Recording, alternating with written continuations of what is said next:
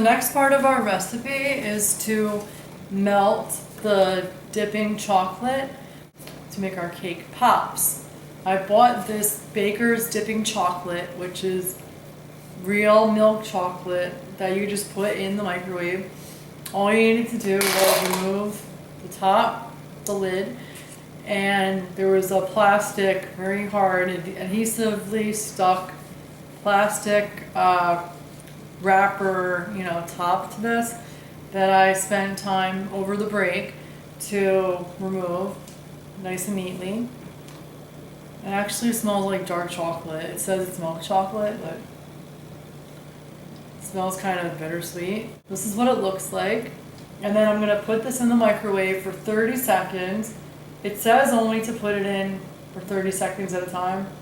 It says heat, the tips for use would be heat slowly and stir.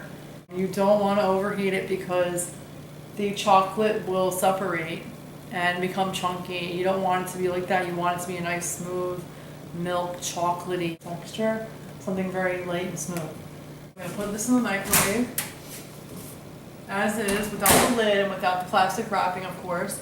Set a microwave for 30 seconds. You have to make sure that your sticks are nice and dry, because if they're wet, it also may cause the melted chocolate to become chunky and separate. You don't want that. You want a nice smooth texture. What I did was I had those long sticks that I showed you earlier in the beginning of this episode, and I cut them, either I broke them in half with my hands or I cut them with a scissor, and then I smoothed them one of the ends down, which is going to be the bottom actually, with a nail file. I'm trying to keep the bottom, real bottom, as the end that's going to go into the cake ball.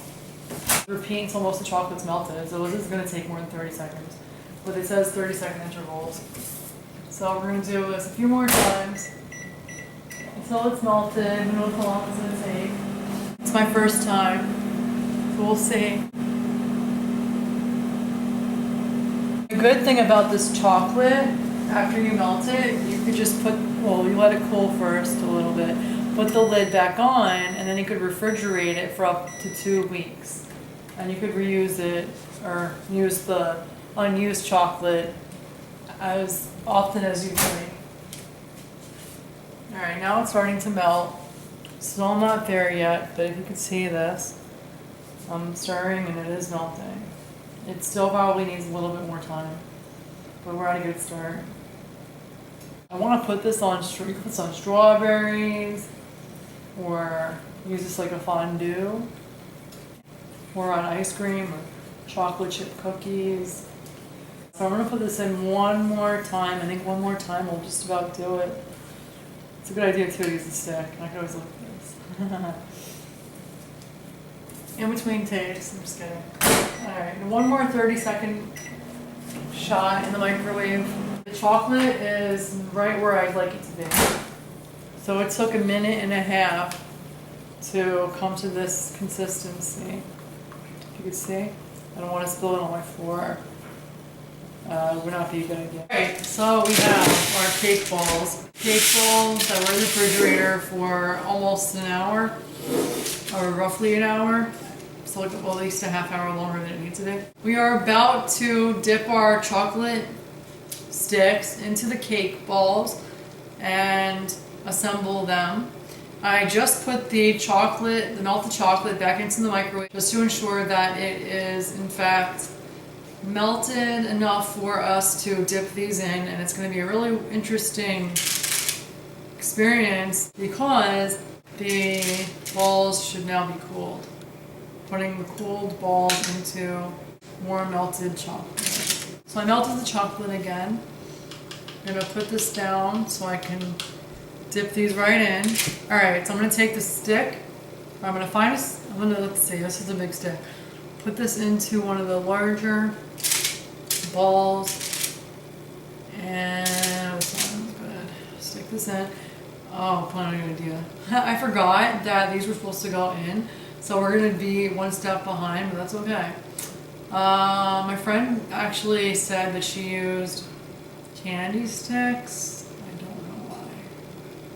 Come on. Stick it back in here. Stick it in here. We're gonna actually be one step behind. Oh, it's falling apart. No. Alright, so I'm gonna dunk this in like this. Try to form it around it. Sticks might be a little too big. I didn't realize. Alright. Then I'm gonna put them upside down and stick them into the refrigerator for a little while.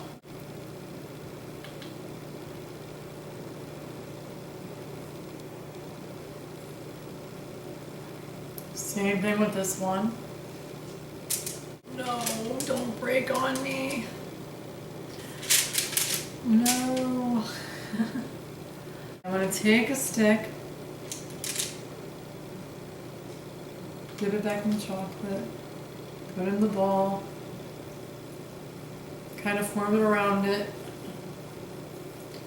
Going back into the refrigerator, and hopefully they will harden around the stick so that when I turn them back right side up, they will be secure.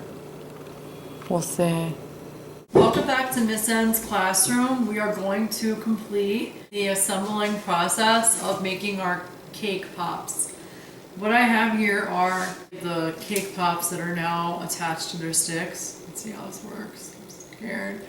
Oh my god, it worked. Thank you, Cynthia. Let's see how long it's gonna last though. Alright, so I got these. They seem like they're secured. The balls are secured to the sticks. And I have my dipping chocolate here melted still from before. And I have some mini cookies, Oreo cookies. And I'm gonna try to smash them with the spoon, but I'm not doing very well. Whoa. Because I wanted to dip them in here. So what I'm gonna do is, I'm going to use one of my fancy Snancy gloves. And I'm going to just crush it into this dish with my hand.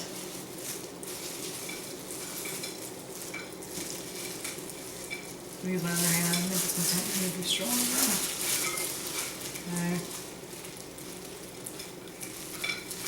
So much for ideas. I'm telling you, I'm just very innovative and I like to just try things. Experiment. You give me a recipe and I'll change it. I'll use the main idea of it, but I will change it and I will make it my own. It's my form of art. So I'm gonna try to crush these as best I can as quickly as possible. And I'm gonna work it a little here. Actually, you know what I'm thinking you're doing?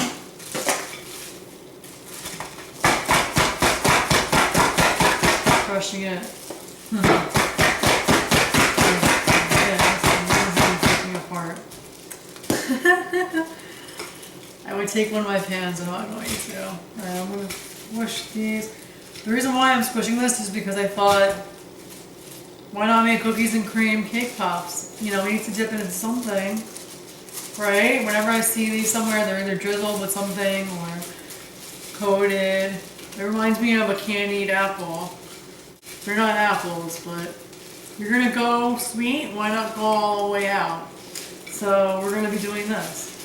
Alright, this is enough for now. We don't need to have all the cookies. And whatever's left over I can save for when I have friends over. Or if somebody wants something sweet. Or I'm in the mood for something sweet and I don't feel like going out. I'm gonna dip this into the chocolate. I'm gonna remove this so we can get in there. Dip it into the chocolate. I hope there's enough for all of these. Roll it in the chocolate. Oh, I lost it. That did not work.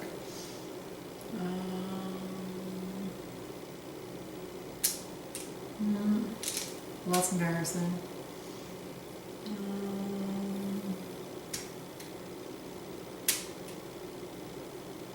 Cynthia, what did you do to me? Try it again. Dip it in the chocolate. Roll it carefully. That one worked. And then we're gonna roll it in the cookie. as it falls apart. And just go like that. Roll it in the chocolate. Roll it in the cookie. Put it back on the pan. If I get a few good ones, I'd be really happy. It is what it is. We got to learn together what we need to do next time on Miss N's classroom while making cake pops. We have, well, not anymore. We basically ended up with 2 decent cake pops out of 12.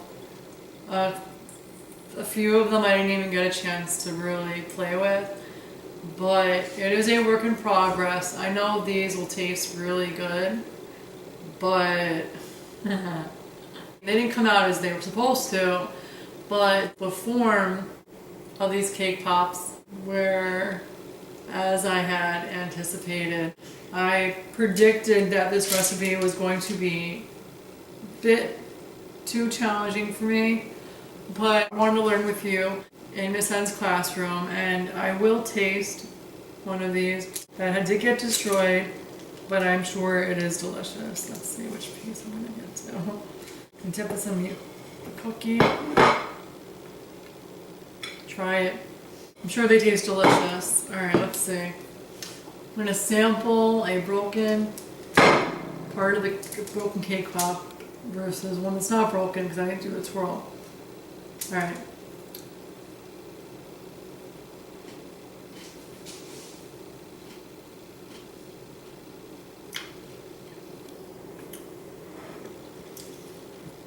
Your chocolate heaven. It is a shame that I mutilated these, but I still am so tempted to devour each and every one of these, including the ones that are broken like this one. This is the result of experimenting with how to make cake pops. See?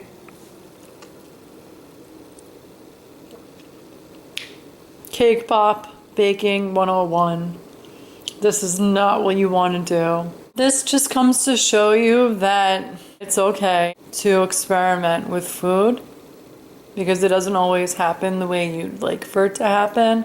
And it's actually a very valuable life lesson. Be a good sport. Remember that one of life's greatest lessons is that in order to learn, we must make mistakes and then know that next time have some kind of idea of what we need to do to make it better. Thank you once again for watching my videos. I look forward to seeing you soon. See you soon. Bye.